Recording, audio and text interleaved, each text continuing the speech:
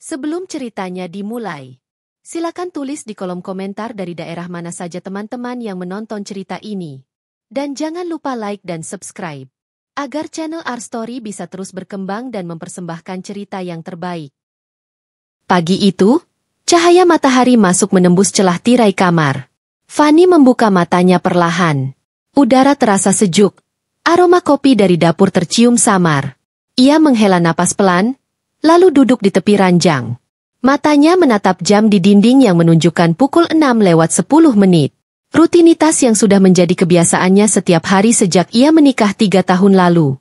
Fanny mengenakan daster katun berwarna biru muda. Rambutnya yang panjang terurai sedikit berantakan, namun wajahnya tetap memancarkan kelembutan.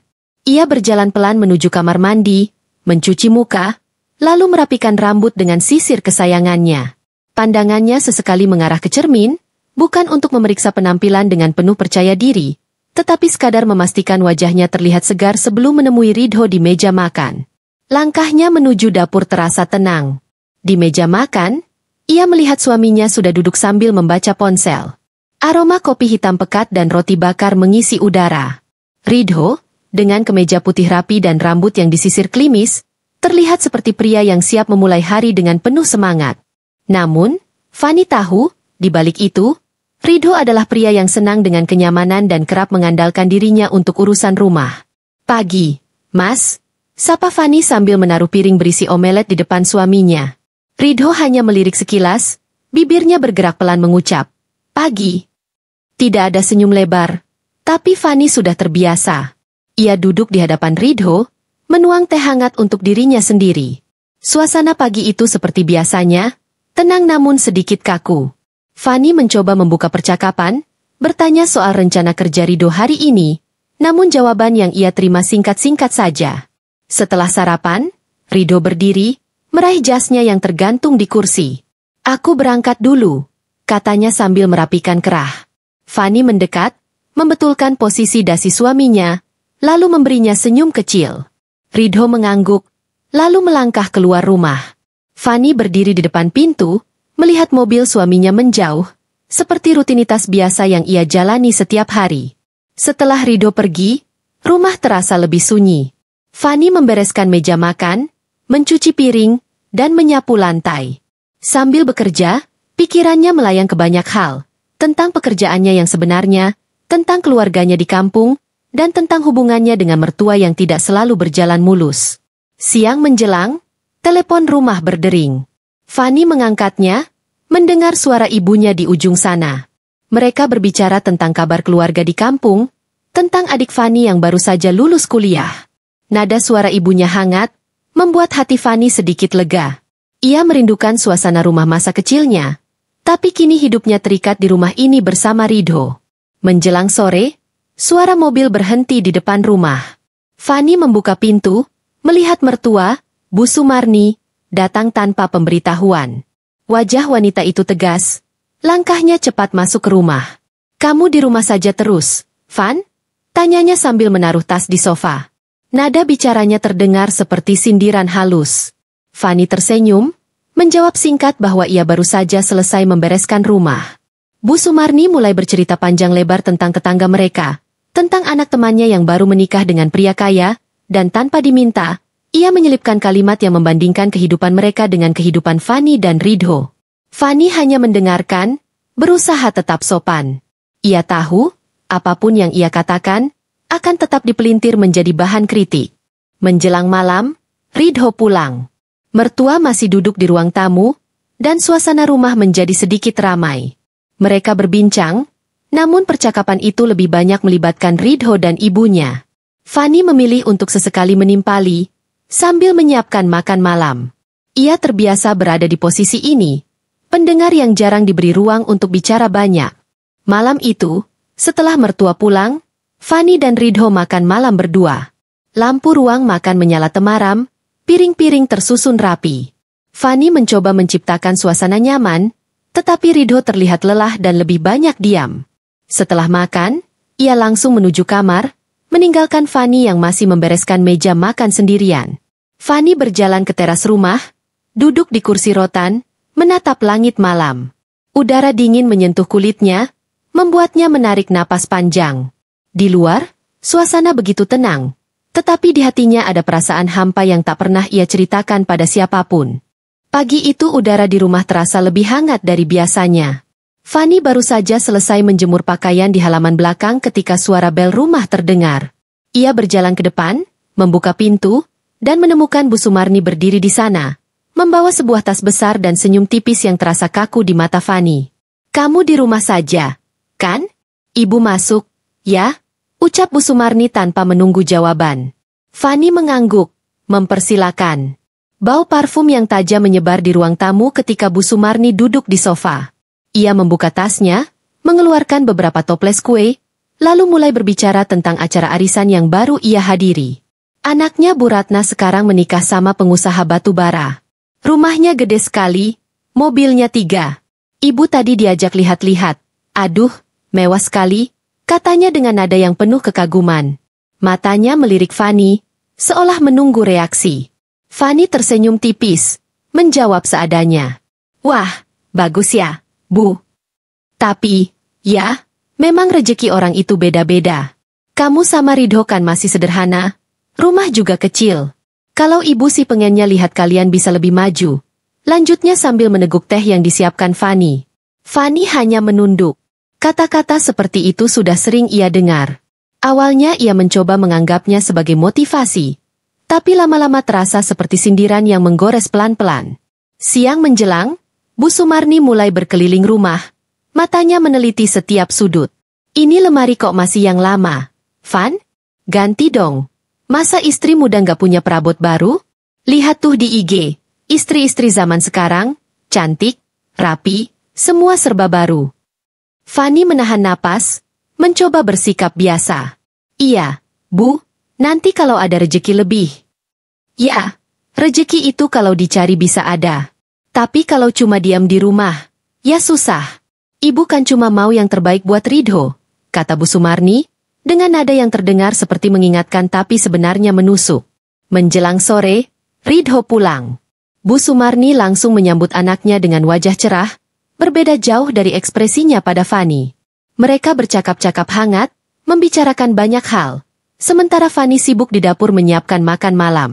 Sesekali, Fanny mendengar obrolan mereka dari dapur. "Duh, kamu harus semangat cari uang.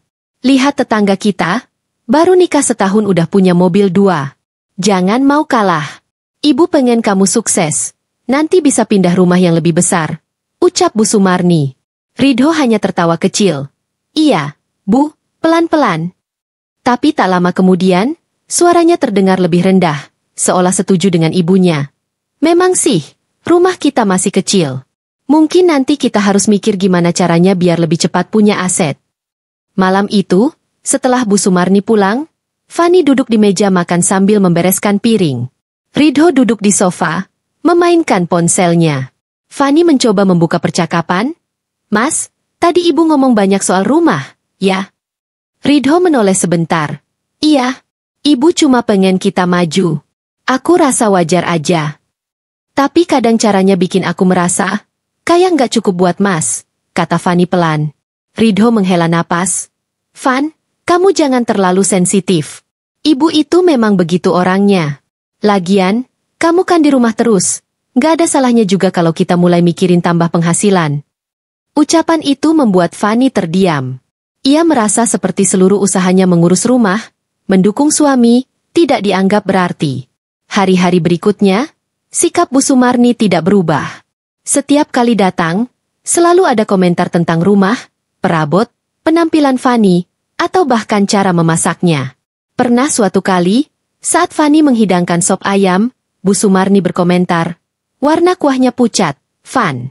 Kalau istri yang pinter masak, kuahnya bisa cantik, rasanya pun lebih gurih. Lihat di YouTube, banyak resep gampang kok." Fanny tersenyum menahan perasaan, padahal di dadanya ada sesak yang makin hari makin berat. Ia tidak pernah membantah, memilih menelan semua ucapan itu demi menjaga suasana. Namun jauh di lubuk hatinya, ada rasa lelah yang mulai tumbuh. Pada suatu sore, Fanny sedang menyapu teras ketika mendengar suara Bu Sumarni berbicara dengan tetangga di depan pagar. "Menantu saya baik sih, tapi ya begitu, kurang bisa diajak pamer. Kalau di acara keluarga, dia cuma pakai baju sederhana. Kadang ibu malu, pengen punya menantu yang bisa bikin bangga di depan orang. Fanny berhenti sejenak, sapunya menggantung di udara. Suara itu menusuk, tapi ia berpura-pura tidak mendengar ketika Bu Sumarni masuk dengan wajah santai.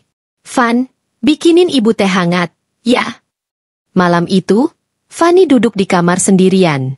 Ia memandang ke arah lemari, lalu ke meja rias. Tangannya meraba gaun yang jarang ia pakai, gaun yang dulu dibeli Ridho saat awal menikah. Ia teringat masa-masa itu, Ridho yang dulu sering memuji penampilannya, yang selalu menggenggam tangannya saat berjalan. Tapi sekarang, semua terasa jauh. Pagi itu cuaca cerah. Matahari menembus tirai ruang makan, memantulkan cahaya ke meja kayu tempat Fanny sedang menata sarapan. Ridho duduk sambil menatap layar ponselnya. Ia tampak tergesa, tetapi wajahnya menunjukkan sesuatu yang berbeda dari biasanya. Ada semacam antusiasme yang jarang Fanny lihat. "Kamu nanti sore bisa siapin makan malam yang agak spesial, nggak?" tanya Ridho sambil menyeruput kopi. Fanny menoleh, sedikit heran. "Spesial? Ada acara apa, Mas?" "Teman kerja mau mampir. Namanya Alia. Dia investor baru di kantor. Kebetulan, habis meeting, dia mau ngobrol sama aku di rumah, biar lebih santai." Nama itu belum pernah Fanny dengar. Ia mengangguk pelan. "Oh, baik, Mas. Aku siapin yang enak." Ridho tersenyum kecil, lalu buru-buru menyelesaikan sarapannya. Ada semacam sinar di matanya saat menyebut nama itu. Namun Fanny mencoba mengabaikannya. Sepeninggal Ridho, Fanny mulai menyiapkan menu yang lebih dari biasanya. Ia memikirkan menu ayam panggang madu, sup krim jagung, salad segar, dan puding karamel untuk penutup. Sepanjang hari, ia berkutat di dapur, memastikan semua rapi dan wangi. Menjelang sore, Fanny mendengar suara mobil berhenti di depan rumah. Ia keluar, melihat Ridho turun dari mobil bersama seorang wanita. Alia. Langkahnya anggun, rambut hitamnya tergerai rapi, mengenakan gaun selutut berwarna krem yang berpadu dengan tas tangan mahal. Aroma parfumnya langsung memenuhi udara saat ia mendekat. "Ini istriku, Fanny," kata Ridho sambil memperkenalkan. Alia tersenyum lebar, mengulurkan tangan. "Senang sekali akhirnya bertemu. Ridho sering cerita soal kamu." Fanny membalas senyum, berjabat tangan. Namun dalam hati ia merasa ada sesuatu yang sulit dijelaskan. Tatapan Alia seolah mengukur dirinya dari ujung kepala sampai kaki. Tak lama setelah mereka masuk, suara langkah lain terdengar. Bu Sumarni datang, rupanya Ridho sengaja mengundangnya. Begitu melihat Alia, wajah Bu Sumarni langsung berubah cerah. "Wah, cantik sekali. Perkenalkan, saya ibunya Ridho." Percakapan pun mengalir. Anehnya, topik yang dibicarakan lebih banyak tentang pekerjaan Alia, gaya hidupnya, dan perjalanan luar negerinya. Setiap kali Alia bercerita, Bu Sumarni memuji tanpa henti. "Kalau punya teman seperti ini, masa depan kamu pasti cerah." Fanny duduk di ujung sofa, mendengarkan. Sesekali ia menambahkan komentar, tapi cepat tenggelam oleh obrolan hangat mereka. Alia sesekali melirik Fanny, lalu tersenyum tipis, seolah berkata, "Aku berbeda dari kamu." Saat makan malam, Bu Sumarni bahkan memuji masakan Fanny dengan nada yang aneh. "Lumayan, Fan. Tapi kalau Alia yang masak, pasti tambah mewah, ya?" Alia tertawa ringan. "Wah, saya jarang masak, Bu. Paling sering makan di luar." Ridho menimpali dengan nada bercanda. "Ya, Alia ini sibuk banget. Tapi memang gaya hidupnya keren." Sepanjang makan malam itu, Fanny merasa seperti tamu di rumah sendiri. Setiap tawa yang mereka bagi membuatnya semakin sadar bahwa ada jarak yang mulai terbentuk. Ia tak tahu apakah Alia benar hanya teman bisnis, tapi yang jelas, kehadirannya membuat semua perhatian di ruangan itu beralih dari dirinya. Setelah Alia pulang, Bu Sumarni masih memuji-muji wanita itu. Ibu suka banget sama Alia. Orangnya berkelas, pintar, dan kelihatan cocok kalau dampingi kamu di acara besar." Fanny menunduk, pura-pura membereskan piring. Ridho hanya tersenyum samar, tidak membantah ibunya. Malam itu, Fanny berbaring di tempat tidur, menatap langit-langit. Nama Alia terus terngiang di kepalanya. Bukan hanya karena pujian yang tak henti-henti dari mertua dan Ridho, tapi juga tatapan awal wanita itu yang terasa seperti tantangan diam-diam. Sejak malam pertemuan itu, sesuatu mulai bergeser di rumah Fanny. Perubahan itu tak langsung besar, tapi terasa, seperti retakan kecil di dinding yang perlahan membesar jika dibiarkan. Pagi-pagi, biasanya Ridho selalu sarapan sambil mengobrol ringan dengan Fanny, entah tentang pekerjaan atau sekadar bercanda soal berita. Tapi kali ini, ia lebih sering menatap ponselnya, jarinya bergerak cepat di atas layar. Senyum tipis kerap muncul, seolah membaca sesuatu yang menyenangkan. "Mas, sarapannya mau tambah roti?" tanya Fanny sambil menuangkan kopi. "Nggak usah, Van. Aku lagi nggak terlalu lapar," jawab Ridho singkat tanpa mengalihkan pandangan dari layar. Fanny berusaha menganggap itu hal biasa. Mungkin Ridho sedang banyak pekerjaan. Namun, sore harinya, ia mendengar nada notifikasi ponsel Ridho berbunyi berkali-kali. Saat Ridho mandi, ponsel itu tergeletak di meja. Layar menyala, menampilkan nama Alia. Fanny menatapnya sejenak, jantungnya berdetak sedikit lebih cepat. Ia tak membuka pesan itu, bukan hanya karena tak ingin dianggap melanggar privasi, tapi juga karena ia ingin melihat apakah Ridho akan menceritakannya sendiri. Hari-hari berikutnya, Ridho mulai sering pulang lebih malam.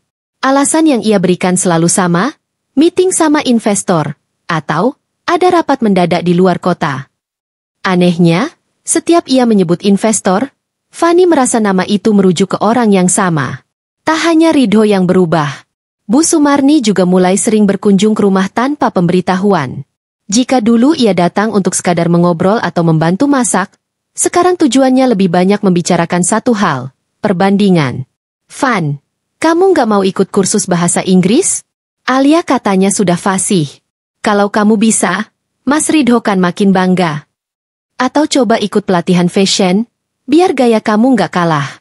Alia itu pandai banget memadukan pakaian. Loh?" Setiap kata, Alia, terasa seperti pisau kecil yang menusuk perlahan. Fanny tersenyum tipis setiap kali mendengarnya, walau di dalam hatinya mulai tumbuh rasa tak nyaman. Suatu sore, saat Fanny tengah menyiram bunga di halaman, tetangganya, Bu Rini, menyapanya. "Van, kemarin aku lihat suamimu di mall. Sama ibu-ibumu, ya?" "Oh iya, Bu. Mungkin sama ibu mertua," jawab Fanny sambil tetap menunduk. Bu Rini tampak ragu. Kayaknya bukan. Soalnya yang sama beliau itu perempuan muda, cantik, tinggi. Bukan ibumu." Fanny hanya tersenyum, meski hatinya mulai berdegup tak karuan. Ia tak ingin langsung menuduh, tapi potongan-potongan kecil mulai membentuk gambaran yang ia tak mau percayai. Malam itu, Ridho pulang lebih larut dari biasanya. Wangi parfum asing masih tercium samar di bajunya, bukan parfum yang biasa ia pakai. Fanny hanya menatapnya diam-diam, menyembunyikan rasa perih di balik senyum tipis. Perubahan itu terasa semakin nyata ketika suatu pagi, Ridho memuji sarapan yang disiapkan Fanny dengan nada datar. "Lumayan, Van. Tapi kalau mau lebih enak, coba deh bikin kayak yang Alia pernah kasih ke aku." Fanny berhenti sejenak, tangannya yang memegang sendok terasa kaku. "Oh, iya, Mas. Aku coba nanti." Dalam diam, ia tahu bahwa jarak di antara mereka semakin melebar. Beberapa minggu berlalu sejak Fanny mulai merasakan perubahan pada Ridho dan sikap mertuanya. Semua berjalan seperti biasa di permukaan. Namun di baliknya, ada gelombang yang pelan-pelan membesar. Pagi itu, Fanny sedang membereskan ruang tamu ketika menemukan slip pembayaran hotel di saku jaket kerja Ridho. Matanya menatap angka tanggalnya, 2 hari yang lalu. Di slip itu tertulis, Deluxe Suite, dan nama hotel bintang 5 yang terletak cukup jauh dari kantor Ridho. Fanny membalik kertas itu, mencoba mencari penjelasan. Tidak ada catatan rapat, tidak ada tanda bahwa itu adalah acara resmi kantor. Saat Ridho pulang malamnya, Fanny mencoba menanyakan secara halus. "Mas, kemarin ada acara kantor di Hotel Aruna?" Ridho terdiam sejenak, lalu tertawa tipis. "Oh, itu, iya, meeting sama klien. Kenapa?" "Nggak apa-apa, cuma penasaran aja. Kok nggak pernah cerita?" Ridho mengangkat bahu. "Kan nggak semua hal harus kuceritain, Van. Yang penting pekerjaanku lancar." Jawaban itu terdengar biasa, tapi nada suaranya dingin, seolah menutup pintu pembicaraan. Beberapa hari kemudian, Fanny mendapat telepon dari Bu Sumarni. "Van, besok aku mau bawa tamu ke rumah. Ya, kamu siapin yang bagus. Biar tamuku lihat kalau rumah kamu ini juga bisa rapi dan layak dikunjungi." Nada suaranya terdengar seperti perintah, bukan permintaan. Fanny mengiyakan. Keesokan harinya, Fanny menata meja makan dengan piring porselen terbaiknya. Saat bel berbunyi, ia membuka pintu dan melihat Bu Sumarni masuk, bersama Alia. "Oh, Van, kebetulan banget. Alia ini mau mampir. Dia tadi antar aku pulang habis acara arisan," kata Bu Sumarni sambil tersenyum lebar. Alia masuk dengan langkah percaya diri, menatap sekeliling rumah Fanny. "Rumahnya sederhana, tapi hangat," katanya sambil tersenyum tipis. Fanny membalas senyum itu. "Terima kasih. Silakan duduk, saya ambilkan minum." Dari dapur, Fanny bisa mendengar mereka berbicara. Suara Bu Sumarni terdengar begitu memuji Alia, mulai dari prestasi, gaya hidup, hingga penampilannya. Sesekali, keduanya tertawa, dan tawa itu terdengar seperti sedang membicarakan sesuatu yang hanya mereka mengerti. Saat Fanny kembali membawa minuman, Alia memandangnya dengan tatapan yang sulit dibaca. "Fanny, kamu nggak pernah ikut acara kantor Ridho, ya?" "Sayang sekali. Soalnya banyak momen yang seru." "Loh?"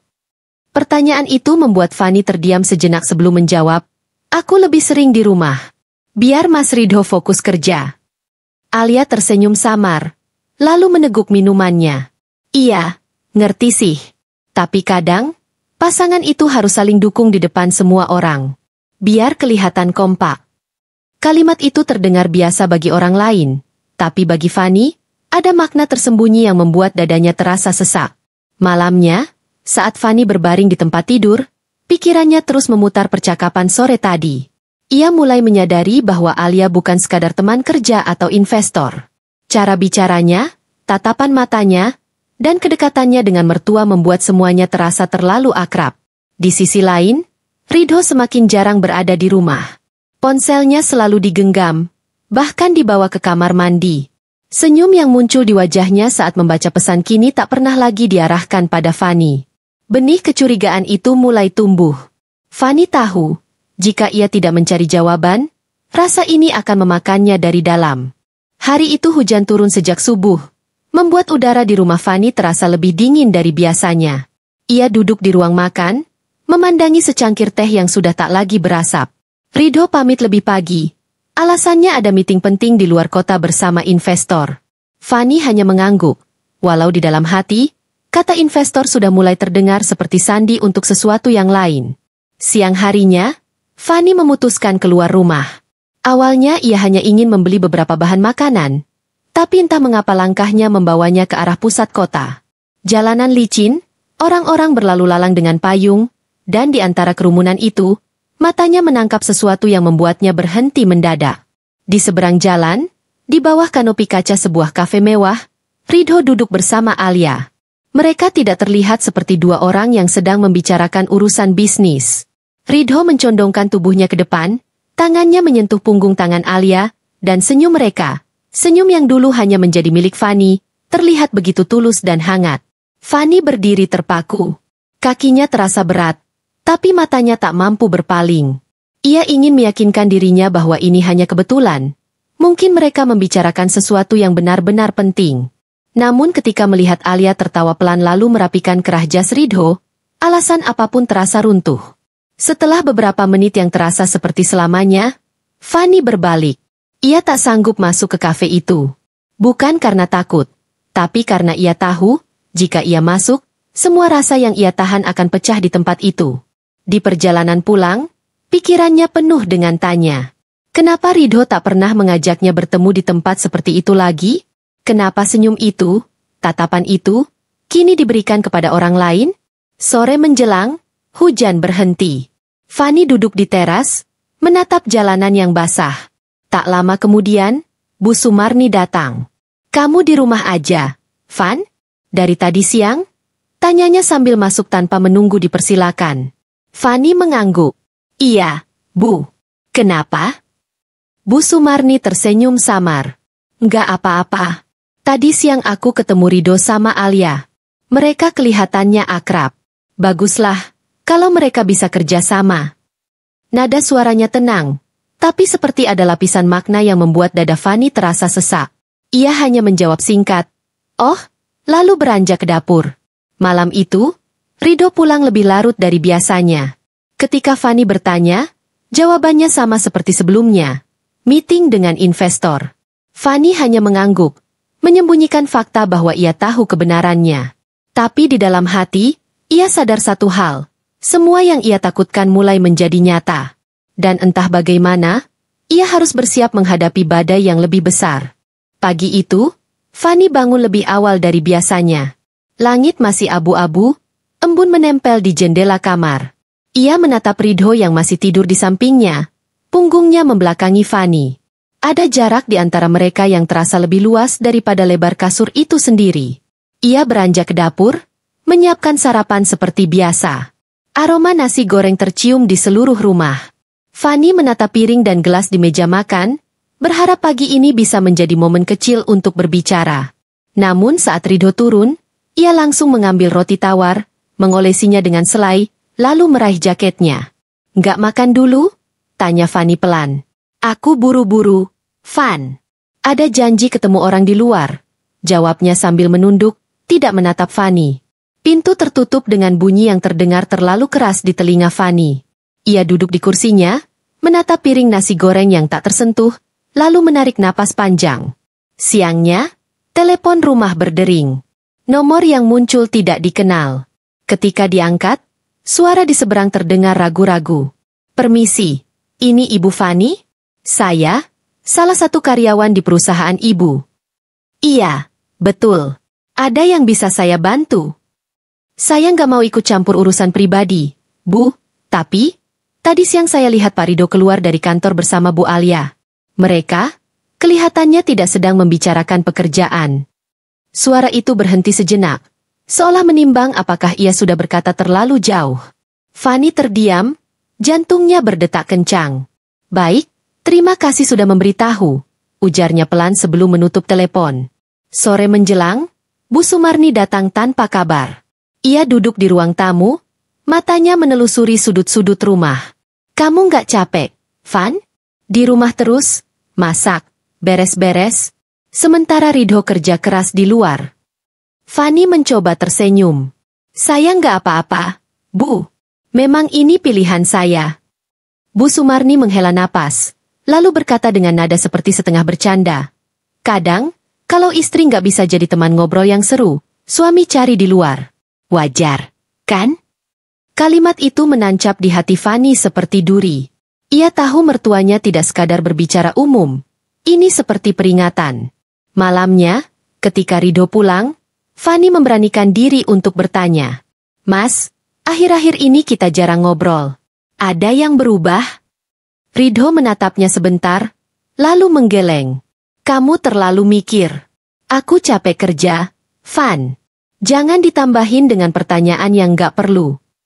Setelah itu, Ridho masuk kamar, meninggalkan Fanny sendirian di ruang tamu. Lampu yang temaram membuat bayangannya memanjang di lantai, seolah menggambarkan hatinya yang semakin hampa. Dalam keheningan itu, Fanny menyadari satu hal. Retakan di rumah tangganya kini sudah terlalu jelas untuk diabaikan.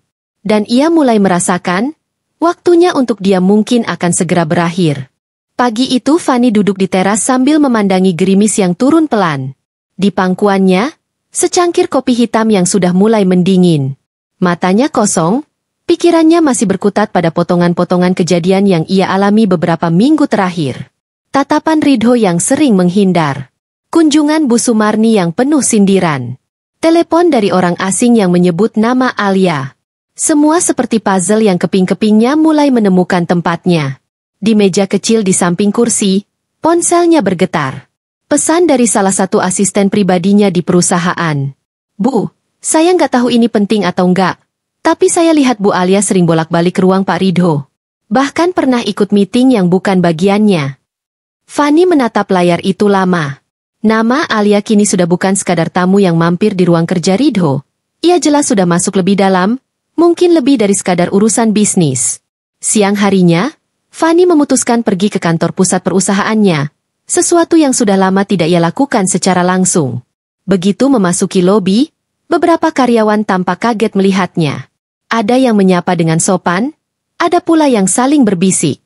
Ia tersenyum tipis, mencoba menjaga wibawa yang selama ini melekat pada namanya. Di lantai 3, ia melewati ruang meeting yang pintunya setengah terbuka. Dari celah itu, ia melihat Ridho duduk di ujung meja, dan di sebelahnya, Alia. Mereka berbicara pelan, tapi jarak di antara mereka terlalu dekat untuk ukuran pertemuan kerja. Alia tersenyum manis, dan Ridho mengangguk sambil sesekali menyentuh lengannya. Fanny tidak masuk. Ia melanjutkan langkahnya ke ruang kerjanya sendiri. Namun setiap detik terasa berat. Ia menutup pintu, duduk di kursi, lalu membiarkan keheningan memenuhi ruangan. Tangannya menggenggam ujung meja, mencoba mengendalikan emosi. Tak lama kemudian, sekretaris pribadinya masuk membawa beberapa berkas. "Bu, ini dokumen yang perlu tanda tangan Ibu." "Oh, ya. Tadi saya dengar Bu Alia mengatur jadwal rapat internal tanpa persetujuan saya. Katanya sudah seizin Pak Ridho." Informasi itu membuat dada Fanny makin sesak. Bukan hanya hubungan pribadi yang mulai dirasuki, tapi urusan pekerjaannya pun mulai disentuh. Sore, saat akan pulang, Fanny melihat Alia berdiri di dekat parkiran basement, menunggu. Tak lama, Ridho muncul dari lift. Mereka berjalan berdampingan menuju mobil Ridho. Dari kejauhan, Fanny melihat bagaimana Ridho membukakan pintu mobil untuk Alia. Sesuatu yang dulu ia lakukan untuk Fanny di awal pernikahan mereka. Fanny menahan napas, menatap pemandangan itu sampai mobil menghilang dari pandangan. Ada rasa perih yang menusuk, tapi di balik itu, muncul percikan lain, percikan tekad. Malamnya, ia duduk di meja kerjanya di rumah, membuka laptop, dan mulai mengumpulkan semua informasi yang ia punya. Nama, jadwal, rekaman CCTV, laporan karyawan. Setiap keping rahasia yang dulu tercecer kini mulai ia satukan. Di matanya, ini bukan lagi sekadar soal mempertahankan pernikahan. Ini soal harga diri, tentang siapa yang sesungguhnya memegang kendali. Malam itu udara terasa pengap meski jendela sudah dibuka lebar. Fanny duduk di meja kerjanya, lampu meja memantulkan cahaya kuning pucat yang membuat bayangannya jatuh panjang di dinding.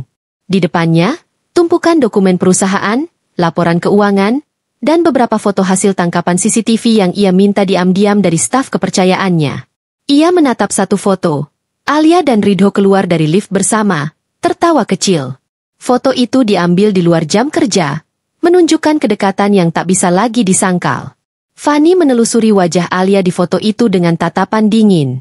Bibirnya terkatup rapat, seperti sedang menahan sesuatu yang lama sekali terpendam. Ponselnya bergetar. Pesan masuk dari Andra, manajer keuangan yang sudah bekerja dengannya lebih dari 8 tahun. "Bu, saya punya data yang mungkin Ibu perlu lihat. Ada transfer dana perusahaan ke rekening pribadi Bu Alia. Jumlahnya signifikan. Semua atas persetujuan Pak Ridho." Fanny membalas singkat, "Kirim semua rinciannya malam ini. Jangan ada yang tertinggal." Setelah itu ia menutup laptopnya, berdiri, lalu berjalan ke cermin besar di sudut ruangan. Ia menatap pantulan dirinya, wajah yang mulai terlihat letih, tapi di balik mata itu, ada cahaya kecil yang kembali menyala. Keesokan harinya, Fanny datang ke kantor tanpa memberitahu siapapun. Ia memanggil 3 staf terdekatnya ke ruangannya. "Kita mulai audit internal, tapi diam-diam. Semua jalur keuangan yang melibatkan Pak Ridho dan Bu Alia harus diperiksa. Saya mau data bersih, tanpa celah." Ketiga staf itu saling pandang, lalu mengangguk. Mereka tahu, ketika Fanny berbicara dengan nada seperti itu, tidak ada ruang untuk menawar. Sore hari, setelah sebagian data terkumpul, Fanny mulai menyusun skema. Ia tak akan langsung menyerang. Ia tahu, langkah pertama adalah membuat mereka merasa aman. Biarkan Ridho dan Alia percaya bahwa semua berjalan sesuai keinginan mereka, hingga mereka tidak sadar bahwa tali sudah dililitkan perlahan di leher mereka sendiri. Di rumah, Ridho tampak lebih sering keluar malam. Alasannya selalu rapat atau bertemu klien. Fanny tidak membantah, tidak juga bertanya lebih jauh. Ia hanya mengangguk, menutup pintu, lalu kembali ke meja kerjanya. Suatu malam, ia menerima telepon dari nomor tak dikenal. Suara di ujung sana berbisik, "Bu, saya kerja di salah satu cabang perusahaan. Saya lihat Bu Alia menggunakan fasilitas perusahaan untuk kepentingan pribadi, termasuk mobil dan beberapa barang mewah." Informasi itu masuk ke kepingan puzzle yang ia simpan. Semakin hari, gambaran besarnya makin jelas. Di dalam hati, Fanny mulai menghitung hari. Ia tahu, momen untuk bergerak semakin dekat. Ia tidak hanya akan membalas pengkhianatan Ridho dan Alia, ia akan membuat semua yang terlibat merasakan kehilangan yang sama, bahkan lebih. Dan ketika saat itu tiba, tak ada yang akan bisa mengembalikan keadaan seperti semula. Pagi itu langit mendung, seolah ikut menyimpan sesuatu yang berat. Fanny berdiri di depan jendela kantornya, memandangi gedung-gedung yang tertutup kabut tipis. Di tangannya, ia menggenggam sebuah flash disk kecil, benda yang berisi semua bukti yang telah ia kumpulkan selama berbulan-bulan. Transfer ilegal, penggunaan aset perusahaan untuk kepentingan pribadi, penyalahgunaan wewenang, bahkan komunikasi pribadi yang cukup untuk menghancurkan reputasi siapapun. Ia menarik napas panjang, lalu duduk di kursinya. Di meja sudah tertata rapi beberapa dokumen resmi. Surat pemecatan, pemberhentian akses keuangan, dan pengumuman restrukturisasi. Semua sudah diberi tanda tangan, hanya menunggu waktu untuk dieksekusi. Jam 9 tepat, rapat direksi dimulai. Ruangan itu luas, dindingnya dipenuhi panel kayu gelap, dan di tengahnya meja panjang berlapis kaca. Ridho duduk di sisi kanan, Alia di sampingnya. Wajah keduanya tenang, bahkan tanpa percaya diri. Mereka mengira, posisi mereka sudah aman. Fanny masuk dengan langkah mantap. Tumit sepatunya menimbulkan bunyi ritmis di lantai marmer, membuat semua kepala menoleh. "Selamat pagi," ucapnya singkat. Suaranya terdengar dingin tapi terkontrol. Rapat dimulai seperti biasa, membahas laporan kuartal. Fanny membiarkan mereka berbicara panjang lebar, menampilkan proyeksi yang mereka susun. Namun saat Alia berdiri untuk mempresentasikan rencana ekspansi, Fanny mengangkat tangan, memotongnya. "Sebelum kita lanjut, saya rasa ada beberapa hal yang perlu diklarifikasi." Ia menyalakan proyektor. Layar di ujung ruangan menampilkan serangkaian data, transfer dana dalam jumlah besar dari rekening perusahaan ke rekening pribadi Alia.